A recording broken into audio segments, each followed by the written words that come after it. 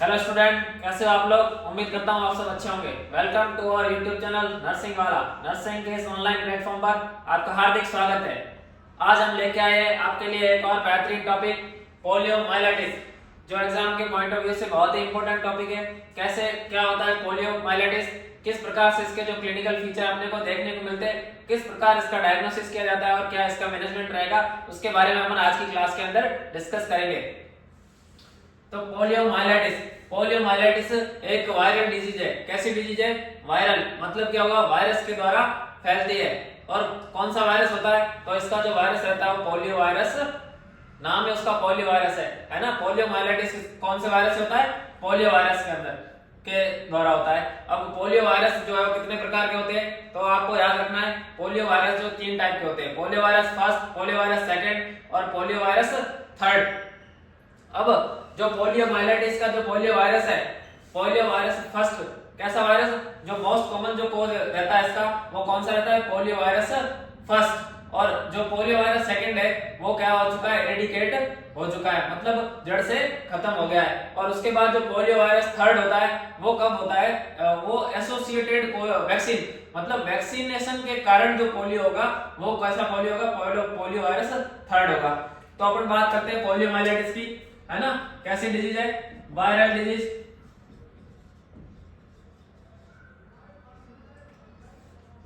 कौन से वायरस से होती है? तो याद रखना है पोलियो वायरस। अगर फर्स्ट सेकंड थर्ड अगर आपको नहीं पूछे तो आपका आंसर आएगा पोलियो वायरस।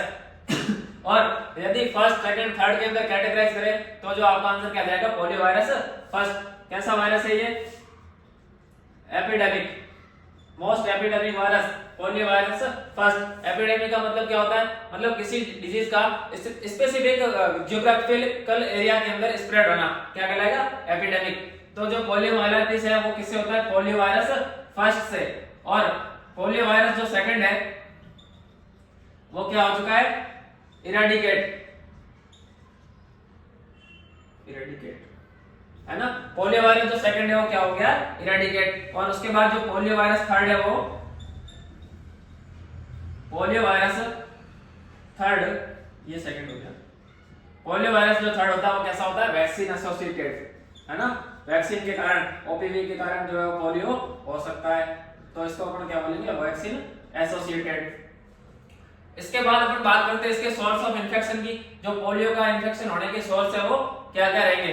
तो आपको हमेशा याद रखना है, जो इन्फेक्टेड पर्सन है, इन्फेक्टेड पर्सन मतलब जिसको ऑलरेडी क्या हो रखा है? पोलियो, उसके अपन कांटेक्ट में आएंगे 8 वीक तक, तो उसके जो यूरिन है, उसका जो स्टूल है या उसकी जो वॉमिटिंग है, उसके द्वारा जो अपने में क्या है?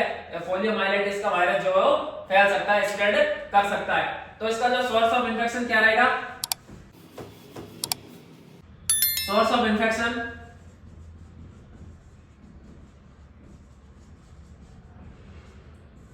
Infected person. इन्फेक्टेड पर्सन कितने वीक तक? 8 वीक तक। यदि इन्फेक्टेड पर्सन के अपन कांटेक्ट में आ रहे कब तक? 8 वीक तक। तो जो इन्फेक्टेड पर्सन की वॉमिटिंग है, इसका जो स्टूल है और इसका जो यूरिन है, उसके अंदर जो क्या रहता है? पोलियो वायरस रहता है। और उससे जो है पोलियो वायरस एक पर्सन से दूसरे पर्सन में ट्रांसफर हो सकता है। तो इसका पोलियोमाइलिटिस का सोर्स ऑफ इन्फेक्शन क्या हो गया? Infected person. इसके बाद अपन बात करते हैं जो इसका mode of transmission. Mode of transmission क्या रहेगा? किस रूट के द्वारा ये जो फैलेगा? आज इससे पहले अपन ने जो कम्युनिकेबल डिजीज पढ़ी उनके अंदर एयर ड्रॉपलेट इन्फेक्शन के द्वारा या ड्रॉपलेट के द्वारा जो है वो क्या स्प्रेड हो रही थी बीमारी। तो लेकिन जो पोलियोमाइलिटिस है उसका मोड ऑफ ट्रांसमिशन क्या रहेगा? Feco oral route. Feco oral route. कौन से रूट से फैलेगा ये? फीको ओरल रूट से। जो सबसे पहले है, ये कौन से सिस्टम को अफेक्ट करता है? बहुत इंपॉर्टेंट एमसीक्यू है ना। जो पोलियो है वो सबसे पहले कौन से सिस्टम को अफेक्ट करेगा? जीआई सिस्टम को, है ना। जो अपना जीआई सिस्टम है उसको सबसे पहले अफेक्ट करेगा। और जो सबसे पहले सिम्टम कहां के देखने को मिलेंगे अपने को? नर्वस सिस्टम के। जो पैरालिसिस देखने को मिलता है वो नर्वस सिस्टम से रिलेटेड होता है। तो जो सबसे पहले सिम्टम देखने को मिलेंगे वो नर्वस सिस्टम के होंगे। लेकिन यदि आपको पूछा जाए कि पोलियो वायरस जो है वो सबसे पहले कौन से सिस्टम को अफेक्ट करता है, तो जो आपका आंसर क्या रहेगा? GI system. इसके बाद अपन बात करते हैं इसके इंक्यूबेशन पीरियड की। इंक्यूबेशन पीरियड क्या होता है आपको बता रखा है ना। Entry of pathogen after death shows first symptom. जो पैथोजन की एंट्री होने के बाद जो पहला सिम्टम दिखता है, इस दौरान का जो ड्यूरेशन होगा, टाइम पीरियड होगा, उसको अपन क्या बोलेंगे, इंक्यूबेशन पीरियड। तो जो पोलियो का वायरस का जो इंक्यूबेशन पीरियड वो कितना रहता है, 7 to 14 डेज। इंक्यूबेशन पीरियड आपको हर एक डिजीज का याद रखना है, बहुत ही इंपॉर्टेंट एमसीक्यू है ये। पोलियोमाइलाइटिस अपन ने देखा कौन से वायरस के द्वारा होता है, पोलियो वायरस के द्वारा। यदि आपको टाइप्स के अंदर पूछा जाए तो polio virus first most common, इसके बाद जो पोलियो वायरस सेकंड है वो क्या हो चुका है, इरेडिकेट हो चुका है, और लास्ट वन जो अपन ने बात की पोलियो वायरस थर्ड की, वो कैसा होता है, वैक्सीन एसोसिएटेड। उसके बाद अपन ने देखा इसका जो सोर्स ऑफ इन्फेक्शन है, जो इन्फेक्शन होने के चांसेस अपने को किससे रहेंगे, तो हमेशा याद रखना है आपको, इन्फेक्टेड पर्सन जो होगा, यदि 8 वीक तक अपन उसके कांटेक्ट में आ रहे हैं तो उसके जो वॉमिटिंग, उसका जो स्टूल है, उसकी जो यूरिन है, उसके थ्रू जो अपने को इन्फेक्शन होने के चांसेस रहते हैं। इसके बाद अपन ने बात की मोड ऑफ ट्रांसमिशन की, तो फीको ओरल रूट के द्वारा जो है पोलियो फैल सकता है। और जो पोलियो वायरस अपने बॉडी में एंटर करने के बाद में सबसे पहले कौन से सिस्टम को अफेक्ट करेगा, जीआई सिस्टम को, और जो सबसे पहले जो अपने को सिम्टम देखने को मिलेंगे वो कहां के होंगे, नर्वस सिस्टम के। इसके बाद अपन ने देखा इसका इंक्यूबेशन पीरियड इसका कितना होता है, 7 to 14 डेज। अब अपन डिस्कस करते हैं इसके क्लिनिकल फीचर के बारे में, कौन कौन से लक्षण अपने को देखने को मिलते हैं, और जो इसके क्लिनिकल फीचर है उसको अपन ने कितने भागों में बांटा है, उसके बारे में अपन डिस्कस करते हैं।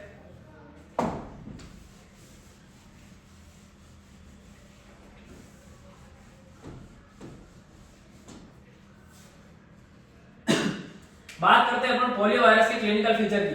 तो जो पोलियो के जो क्लिनिकल फीचर है उसको अपन 3 भागों में डिवाइड करते हैं। सबसे पहला एबॉर्टिव पोलियो, उसके बाद नॉन पैरालाइटिक पोलियो और पैरालाइटिक पोलियो। तो जो एबॉर्टिव पोलियो होगा उसके अंदर अपने को जो जनरल सिम्टम्स है वो देखने को मिलेंगे, कौन कौन से, जैसे नोजिया, वॉमिटिंग, वीकनेस, इसके अलावा और क्या हो सकता है, फीवर हो सकता है, ये सब अपने को देखने को मिलेंगे कौन सी फेज के अंदर, एबॉर्टिव पोलियो के अंदर। तो सबसे पहला कौन सा, एबॉर्टिव पोलियो। टोटल अपन इसको कितने भागों में बांटा, 3 टाइप के अंदर। और सबसे पहला जो अपन ने बात की एबॉर्टिव पोलियो, इसके अंदर अपने को क्या देखने को मिलेंगे, जनरल सिम्टम्स, जैसे नोजिया, वॉमिटिंग, फीवर हो सकता है, इसके अलावा मसल वीकनेस हो सकती है, और हेडेक। तो जो ये जनरल सिम्टम है ये अपने को कौन से पोलियो के अंदर देखने को मिलेंगे, एबॉर्टिव पोलियो के अंदर। इसके बाद अपन बात करते हैं non paralytic polio. Second one is कौन सा है, non paralytic polio. Non paralytic polio के अंदर पैरालिसिस होगा क्या, नहीं होगा। तो इसके अंदर क्या हो सकता है, तो इसके अंदर जो है वो मसल वीकनेस रहेगी, और उसके साथ में क्या रहेगा, उसके साथ में मेनिंजाइटिस होगा, है ना। क्या होगा नॉन पैरालाइटिक पोलियो के अंदर, मसल वीकनेस रहेगी और मेनिंजाइटिस होगा। इसके अलावा और क्या हो सकता है, जो पेशेंट का जो पोस्चर है वो कैसा हो जाएगा, ट्राइपॉड पोजीशन के जैसा। ट्राइपॉड पोजीशन कौन सी होती है, जैसे अपन जो है बैठ के अपन नी को अगर अपन ऊपर लेके आए, फ्लेक्स करें, तो जो अपनी जो पोजीशन कैसी हो जाएगी, ट्राइपॉड पोजीशन। तो नॉन पैरालाइटिक पोलियो के अंदर क्या क्या सिम्टम आएंगे, मसल वीकनेस, इसके साथ में मेनिंजाइटिस, और पोस्चर कैसा हो जाएगा, ट्राइपॉड पोजीशन।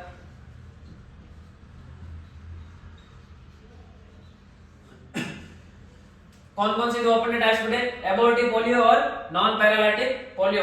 एबॉर्टिव पोलियो के अंदर अपने को जनरल सिम्टम देखने को मिले, और नॉन पैरालाइटिक पोलियो के अंदर क्या हो गया, जो अपना मसल वीकनेस हो रहा है, मेनिंजाइटिस हो रहा है, और उसका जो पोस्चर है वो कैसा हो जाएगा, ट्राइपॉड पोजीशन के जैसा वो दिखना लगेगा। इसके बाद इसका जो अपना थर्ड टाइप है वो पैरालाइटिक पोलियो। उसके अंदर अपने को किस हिसाब से जो पैरालिसिस देखने को मिलेगा, किस प्रकार से जो सिम्टम देखने को मिलेंगे, उसके बारे में अपन डिस्कस करते हैं।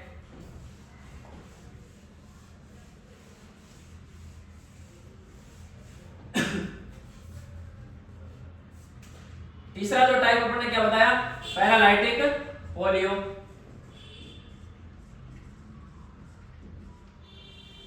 पैरालाइटिक पोलियो को फर्दर 3 टाइप्स में बांटा गया है ना। तो सबसे पहला इसके अंदर स्पाइनल पैरालाइसिस। स्पाइनल पैरालाइसिस के अंदर क्या होगा, जो है जो सिम्टम देखने को मिलेंगे वो कहाँ के होंगे? ये जो स्पाइनल पैरालिसिस किसको अफेक्ट करेगा? स्पाइनल कॉर्ड को। Affect spinal cord.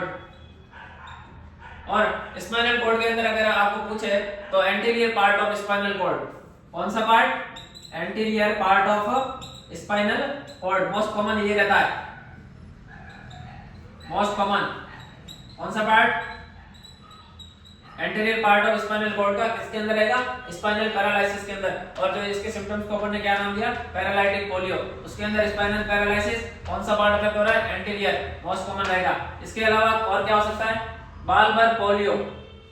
बालबर polio, बालबर polio जो होगा उसके अंदर जो अफेक्ट कौन सा ऑर्गन होगा अपना? तो अफेक्ट क्या रहेगा? ब्रेन। जो ब्रेन अपना जो क्या रहेगा? अफेक्ट रहेगा। इसके बाद अपन बात करते हैं थर्ड वन, इसका जो तीसरा पार्ट है spino bulbar. Spino bulbar, spino bulbar के अंदर क्या होगा? Affect spinal cord and brain. ये तीनों किसके पार्ट हो गए? पैरालाइटिक पोलियो के। पोलियो के क्लिनिकल फीचर्स को अपन ने कितने भागों में बांटा? 3 भागों के अंदर। पहला एबॉर्टिक पोलियो, जिसके अंदर अपने को जनरल सिम्टम देखने को मिले, कौन कौन से? नोजिया, वोमिटिंग, फीवर, हेडेक या मसल वीकनेस। उसके बाद अपन ने देखा नॉन पैरालाइटिक पोलियो, उसके अंदर अपने को जो क्या देखने को मिला? मसल वीकनेस देखने को मिली, उसके साथ मेनिंजाइटिस देखने को मिला और जो पेशेंट का पोस्चर कैसा हो गया? डिस्टर्ब हो गया। उसके बाद अपन ने बात की पैरालाइटिक पोलियो की। पैरालाइटिक पोलियो को अपन ने कितने भागों में डिवाइड किया? फर्दर 3 भागों में बांटा। सबसे पहला अपन ने देखा स्पाइनल पैरालिसिस, जिसके अंदर क्या कौन सा पार्ट अफेक्ट हो रहा था? Spinal cord. और स्पाइनल कॉर्ड का कौन सा part? Anterior part of spinal cord, most common part होता है वो। उसके बाद अपन ने बात की बालबर पोलियो की। बालबर पोलियो के अंदर जो क्या कौन सा पार्ट अफेक्ट हो रहा था? ब्रेन। और उसके बाद अपन ने तीसरा देखा स्पाइनो बार्बर, जिसके अंदर जो स्पाइनल कॉर्ड और ब्रेन दोनों अफेक्ट हो रहे थे। ये हो गए क्लिनिकल फीचर। अब अपन बात करते हैं इसके डायग्नोस की। इसका डायग्नोस कैसे करेंगे अपन? बात करते हैं पोलियोमाइलाइटिस के डायग्नोसिस की। तो डायग्नोसिस टेस्ट के अंदर जो है इसका क्या किया जाता है? स्टूल एग्जामिनेशन किया जाता है। क्या किया जाता है? स्टूल एग्जामिनेशन बेस्ट मेथड है किसको डायग्नोस करने का? पोलियो वायरस को। बेस्ट मेथड कब करेंगे? जब पेशेंट को क्या हो गया हो? पैरालिसिस हो गया हो उसके 2 वीक तक, है ना? Up to 2 weeks of paralysis. कब लेना है? बेस्ट मेथड तो कब रहेगा? जो बेस्ट इंडिकेट कब करेगा पोलियो को? जो स्टूल एग्जामिनेशन। तो आपको जो पैरालिसिस पेशेंट को होगा उसके 2 वीक तक जो अपन सैंपल लेंगे तो उसके अंदर जो है पोलियो वायरस अपने को देखने को मिलेगा। इसके अंदर स्टूल के अंदर। अगर 2 वीक तक अपन सैंपल नहीं ले पाते हैं तो कब ले सकते हैं? तो अप टू 60 डेज, है ना? अगर दो वीक के अंदर नहीं ले पाए तो अपन जो कम ले सकते हैं? Can be done up to 60 days. 60 दिन तक जो अपन क्या कर सकते हैं? सैंपल को कलेक्ट कर सकते हैं। सैंपल कलेक्ट किसके अंदर करेंगे? वो कंटेनर कैसा होना चाहिए? तो हमेशा याद रखना है आपको, कंटेनर कैसा होगा? ड्राई कंटेनर होना चाहिए और क्लीन होना चाहिए। Dry and clean. और जो कंटेनर वो कहां रखा हुआ होना चाहिए? स्टोर इन इनटू फ्रीज, है ना? फ्रीज के अंदर रखा हुआ कंटेनर होना चाहिए। कैसा? ड्राई और क्लीन होना चाहिए। इसके बाद अपन बात करते हैं जो सैंपल है वो कितना लेंगे, है ना? सैंपल अमाउंट कितना स्टूल अपने को लेना है, तब जाके जो अपन क्या कर सकते हैं? स्टूल का एग्जामिन कर सकते हैं। तो हमेशा ध्यान रखना है कितना स्टूल लेना है आपको? 8 ग्राम स्टूल, है ना? ये भी एक तरह का एमसीक्यू है कि आप पोलियोमाइलाइटिस का डायग्नोसिस करते समय कितना जो है वो सैंपल लोगे। तो आपका आंसर क्या रहेगा? 8 ग्राम। इसके बाद इसको जो स्टोर कितने टेम्परेचर पे करोगे उसके बारे में अपन बताते हैं। तो जो सैंपल का स्टोरेज है वो सैंपल स्टोरेज जो है आप कितने टेम्परेचर पे करोगे उसके बारे में। तो यदि जो आप 72 आवर्स मतलब 3 दिन तक के लिए सैंपल ले रहे हो तो जो उसका स्टोरेज कितने डिग्री पे करोगे? 2 to 8 डिग्री सेंटीग्रेड, है ना? कितने घंटे के लिए? फॉर 72 आवर्स या 3 डेज बोल सकता हूं मैं। यदि आपको कम समय के लिए जो स्टोर करना है तब तो आपका टेम्परेचर क्या रखोगे आप 2 से 8 डिग्री। यदि आप जो लॉन्ग टाइम के लिए इसको स्टोर करना चाहते हो, है ना, तो जो आपका टेम्परेचर कितना रहेगा -20 डिग्री सेंटीग्रेड तक। कितना रहेगा -20 डिग्री सेंटीग्रेड। किस लिए? For long time storage, for long time storage. तो ये किसका स्टोरेज कर दिया अपने? सैंपल का। कितना सैंपल लिया था? 8 ग्राम सैंपल लिया था। किसके अंदर लिया? ड्राई एंड क्लीन कंटेनर के अंदर, जो कैसा कहां स्टोर किया गया था? फ्रिज के अंदर। कब लेना है? Up to 2 week of paralysis. और यदि 2 वीक तक आप नहीं ले पाओ तो आप उसको कब तक ले सकते हो? 60 डेज तक ले सकते हो। टेम्परेचर देख लिया अपन ने, कब ले, उसके बाद अपन बात करते हैं जो transportation, storage and transportation of sample. तो सैंपल का जो ट्रांसपोर्टेशन कैसे करेंगे, उसके लिए अपन कौन सा मेथड फॉलो करेंगे? ट्रांसपोर्टेशन। तो जो स्टूल का जो आपने स्टूल सैंपल लिया है उसका जो ट्रांसपोर्टेशन करने के लिए क्या करोगे? जो रिवर्स कोल्ड चेन है उसको फॉलो करोगे। किसको फॉलो करोगे? Follow reverse cold chain. अब कोल्ड चेन क्या होता है? कोल्ड चेन मतलब मैन्युफैक्चरिंग जो एजेंसी है वहां से लेकर जो मैन्युफैक्चर हो रही है वैक्सीन, जो कोल्ड चेन होता है वैक्सीनेशन के लिए काम आएगा, और रिवर्स कोल्ड चेन किसके लिए आएगा? सैंपल ट्रांसपोर्टेशन के लिए। अब कोल्ड चेन का मतलब क्या? जहां वैक्सीन बन रही है, जो मैन्युफैक्चरिंग एजेंसी है, वहां से लेकर जो कम्युनिटी तक पहुंच रही है, सब सेंटर तक पहुंच रही है, वो जो मेथड है वहां तक जो कैसा आएगा? कोल्ड जो उसका स्टोरेज है वो टेम्परेचर मेंटेन करते हुए सब सेंटर तक पहुंचेगी। और रिवर्स कोल्ड चेन के अंदर क्या होगा? जो सैंपल कलेक्शन से लेकर कहां तक, जहां इसको एग्जामिन किया जाना है, हेल्थ सेंटर तक जहां पहुंचाना है, वहां तक जो इसका टेम्परेचर अपन क्या करेंगे? मेंटेन करेंगे। तो ट्रांसपोर्टेशन के लिए अपने जो इसका कौन सा मेथड यूज लेंगे? Follow reverse cold chain. और उसके बाद अपन इसके प्रिवेंशन की बात करते हैं। इसकी बात करेंगे प्रिवेंशन की। तो आप सबको पता है इसकी वैक्सीन लगती है, पोलियो वैक्सीन। पोलियो वैक्सीन कौन सी? जो ओरल भी होती है, ओपीवी ओरल पोलियो वैक्सीन, और IPv injected polio vaccine. 2 type की इसकी जो वैक्सीन लगती है इसके प्रिवेंशन के लिए। ठीक है दोस्तों, तो अपन ने क्या डिस्कस किया? पोलियो माइलेटिस किसके द्वारा होता है? पोलियो वायरस के द्वारा। यदि स्पेसिफिक आपको पूछा जाए कौन सा टाइप, तो पोलियो वायरस फर्स्ट। ठीक है, उसके बाद अपन ने देखा इसका इंक्यूबेशन पीरियड जो मोस्ट इंपोर्टेंट था 7 to 14 डेज। इसके बाद अपन ने देखा इसका mode of transmission, feco oral route. सबसे पहले कौन से सिस्टम को अफेक्ट करेगा? जीआई सिस्टम को। और जो सबसे पहले इसके सिम्टम कहां देखने को मिलेंगे?